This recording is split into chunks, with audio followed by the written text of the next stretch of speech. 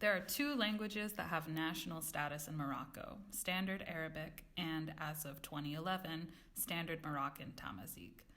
But there are many more languages than those two spoken in the country that don't have that national status. Moroccan Arabic, or Darija, is spoken by almost 80% of Moroccans, and French remains an important language in the region as well. Hassaniya Arabic is spoken by Berbers in Western Sahara, a region claimed by Morocco. According to Ethnologue, 3 languages are developing status, including 2 Berber variants. The threatened languages include Central Atlas Tamazight, spoken by 4.5 million people. There's lots of overlap between these languages in Morocco, with most people speaking more than just one language.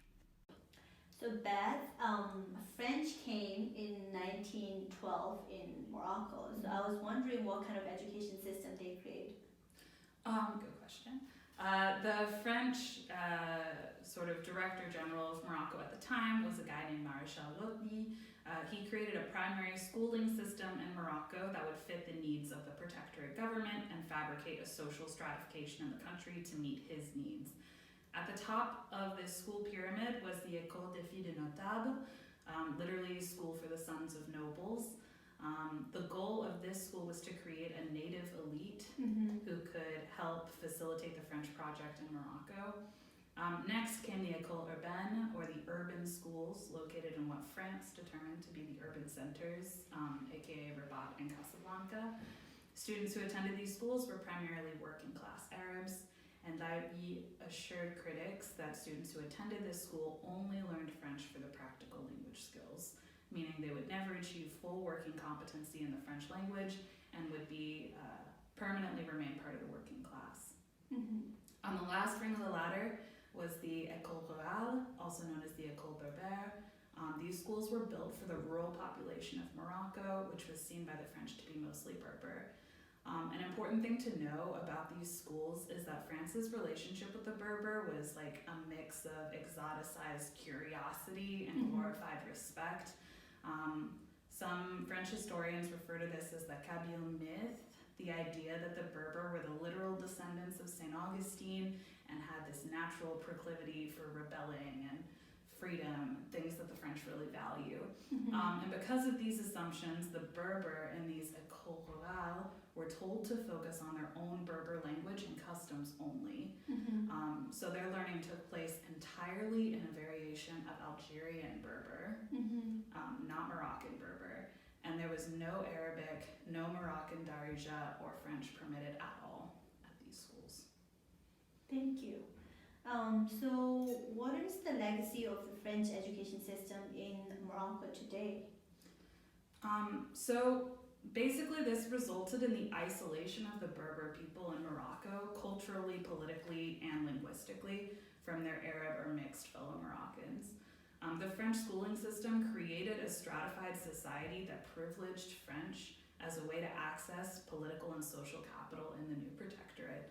However, the learning of French was fiercely protected in French schools and institutions as something only available to the European colonists living in Morocco and the sons of those Arab nobles.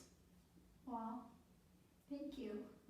So can you talk a little bit about different ethnic groups in Morocco and how they related to each other? Sure.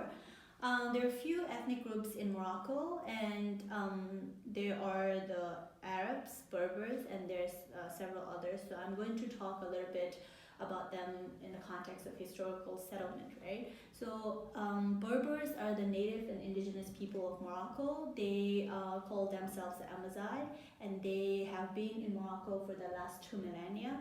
So they speak Berber language, which can be traced back to 2,500 years. And then the next one is Arabs. So Arabs came to Morocco in 7th and 8th century. So they came to spread Islamic teachings, and later on they assimilated with the Berber communities in Morocco, and then they settled in Morocco.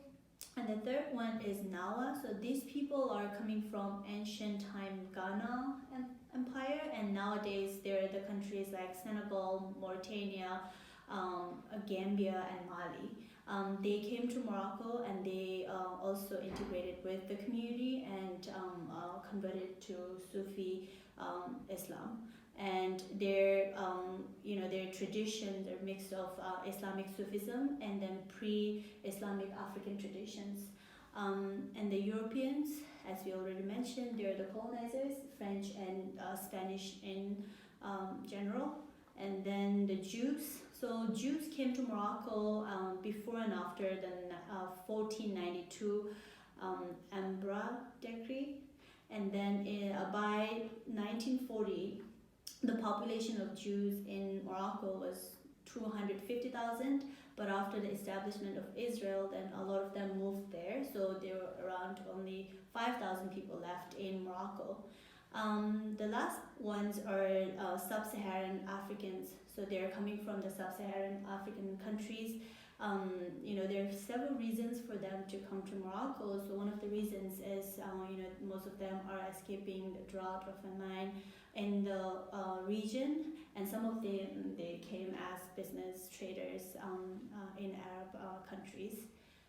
Yeah, so sort of the relationship among the different ethnic groups, it is debatable, but a lot of time people claim that there is a peaceful coexistence among the different ethnic groups, but you can also see there's a range of discriminations against Black African communities in Morocco, and people, especially people coming from the sub-Saharan countries.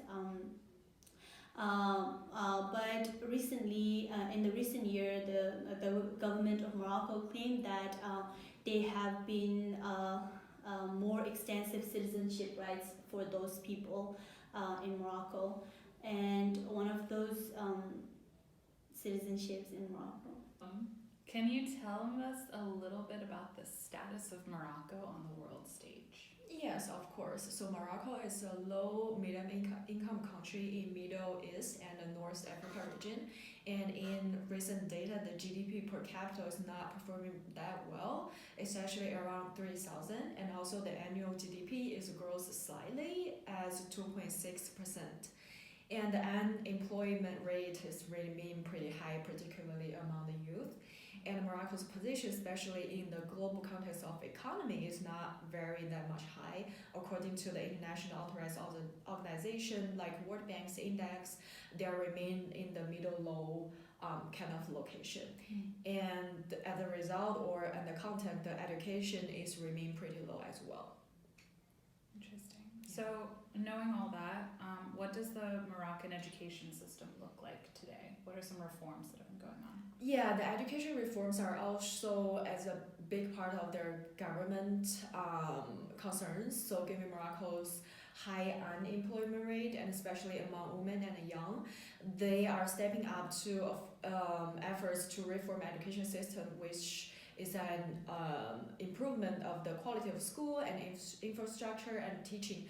Examples would be how they change the free education ages among Morocco systems, and also be part of it to mention how the language reform in school particularly. And in that would be also linguistic issues are also appear to set to as the challenge facing Morocco education system, because there are also very complex language using in schools. The key among those are Moroccans are largely speaking about their Arabics, which know, as you mentioned, Daraj, or one of the three Berber languages. However, Moroccan children are taught in school to read and write in highly formalized modern standard Arabics. In that way, that means they have to be, in fact, to have learned a second language in order to be able to read and write, to understand a lot of news and other things taught in school. And teaching in Berber is being introduced in some school, but not in the formalized way. And also, although all the Arab education system are facing challenges to dealing with different language challenges, among their international assessment, they are not being in fact pretty doing well, just because some of the universal standard knowledges are being taught in French and English. So given the very complex background of this, the government is actually introduced an education reform around 2020 And it's been going pretty well starting at 2000 because they wanted to introduce using the language of teaching both in Berber language and the standard Morocco Arabic and also a little bit French and English. So they are coming with the different multilingual system are building up and it's getting in the way, but it's also very complex because the Arabic languages are so complex at different regions. So it's difficult to verify which language are using efficiently taught in different schools.